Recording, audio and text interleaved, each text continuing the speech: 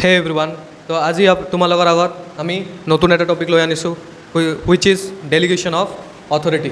তো ডেলিগেশ্যন মানে কি আমি আগতে জানিব লাগিব যে ডেলিগেশ্যন মানে কি। ঠিক আছে, delegation is the process or delegation of authority means it is the transfer of authority. It is the transfer of authority from the level of supervisor to the level of subordinate. ঠিক আছে, যেতিয়া এজন supervisor বা যেতিয়া এজন মেনেজাৰে নিজৰ অথৰিটিটো নিজৰ ছাবঅৰ্ডিনেট বা তলৰ লেভেল মানুহবিলাকক ট্ৰান্সফাৰ কৰি দিয়ে, সেই প্ৰচেছটোক আমি কি বুলি ক'ম? Delegation of authority. ঠিক আছে, the process of transferring the authority to the lower level or the process of transferring the authority to the subordinate is called as delegation of authority. ঠিক আছে, এতিয়া সাপোজ মই এটা কলেজত পঢ়াওঁ। ঠিক আছে, মোৰ সাপোজ 3টা ক্লাছ থাকে দিনত। তো মই এটা ক্লাছ মোৰ এটা ষ্টুডেণ্টক দি ক'লোঁ যে তোমালোকে হাই ছেকেণ্ডেৰীত যোৱা আৰু হাই ছেকেণ্ডেৰীত টপিক এটা পঢ়াই আহা। তো মোৰ কামটো মই কাক দিলোঁ? ষ্টুডেণ্টক দিলোঁ। আৰু সেই ষ্টুডেণ্টে যেতিয়া সেই কামটো কৰিব তেতিয়া তেওঁৰ কিছুমান অথৰিটি মই দি দিম। ঠিক আছে, এজ এ টিচাৰ হিচাপে তেওঁক অথৰিটি কিছুমান দি দিম যে তোমালোকে ষ্টুডেণ্টে যদি হাল্লা কৰে তেনেহ'লে তোমালোকে ষ্টুডেণ্টক গালি পাৰিব পাৰিবা। ঠিক আছে, ষ্টুডেণ্টক হোমৱৰ্ক দিব পাৰিবা, ষ্টুডেণ্টক লিখিব দিব পাৰিবা। এইবিলাক হ'ল অথৰিটি। এই অথৰিটিটো মই কাক দিলোঁ? ষ্টুডেণ্টক দিলোঁ ক্লাছ কৰাব দিবৰ কাৰণে। ঠিক আছে, সেই প্ৰচেছটোক কি বুলি ক'ব? Delegation of authority. ঠিক আছে, তো delegation of authority is the process through which মেনেজাৰে নিজৰ যোনটো ডিউটিছ আছে বা ৰেছপনচিবিলিটিছ আছে সেইটো ছাবঅৰ্ডিনেটক ট্ৰান্সফাৰ কৰি দিয়ে। ঠিক আছে, সেই প্ৰচেছটোক আমি কি বুলি ক'ম? ডেলিগেশ্যন। তো ডেলিগেশ্যনৰ 3টা এলিমেণ্ট থাকে। ফাৰ্ষ্ট এলিমেণ্ট হ'ল অথৰিটি। ফাৰ্ষ্ট এলিমেণ্ট কি? অথৰিটি। ছেকেণ্ড এলিমেণ্ট হ'ল ৰেছপনচিবিলিটি। থাৰ্ড এলিমেণ্ট কি? একাউণ্টেবিলিটি। তো অথৰিটিটো মানে কি বুলিলে কি বুজোঁ আমি? অথৰিটি মানে হ'ল পাৱাৰ।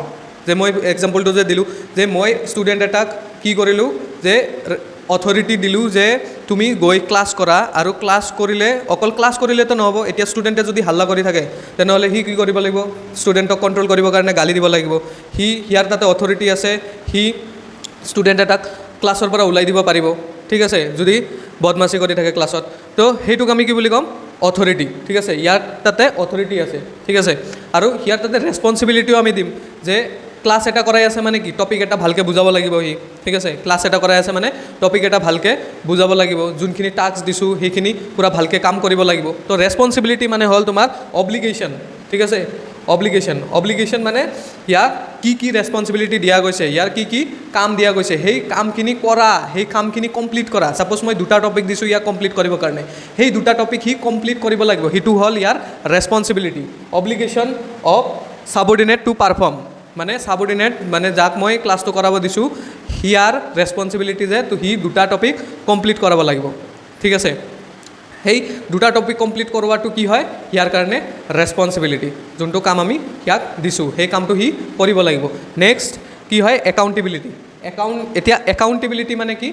যে এতিয়া সি ক্লাছ কৰি অহাৰ পিছত মই সুধিম এতিয়া সিয়াক যে কোনটো টপিক বুজাইছা। ঠিক আছে, মই যোনটো টপিক দিছিলোঁ, যোন 2টা টপিক দিছিলোঁ কৰাবৰ কাৰণে সেইটো 2টা টপিক কৰাইছা নে নাই। ঠিক আছে, যে সি এতিয়া জবাব দিব লগা হ'ল। কাক জবাব দিব লগা হ'ল? ছুপেৰিয়ৰক। ঠিক আছে, সি এতিয়া জবাব দিব লগা হ'ল ছুপেৰিয়ৰক। সেই জবাবদিহিটোক আমি কি বুলি ক'ম? Accountability. Accountability means answerability of subordinate to the superior. মানে যেতিয়া ছাবঅৰ্ডিনেটে জবাব দিয়ে কাক? ছুপেৰিয়ৰক।